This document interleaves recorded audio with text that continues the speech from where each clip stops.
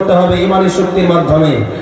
শাহজালাল রহমতুল্লাহি আলাইহি আল্লাহু আকবার স্লোগান দিয়েছিল, গৌর গোবিন্দের মস্তক তসতস হয়ে গেছে, আল্লাহু আকবার।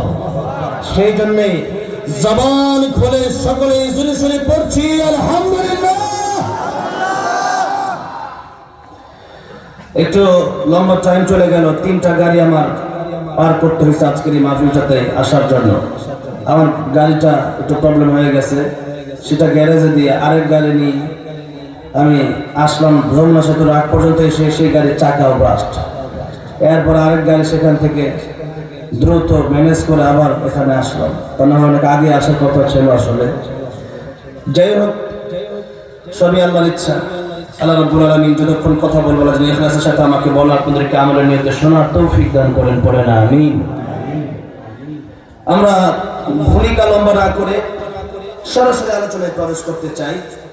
সূরা তাহজীব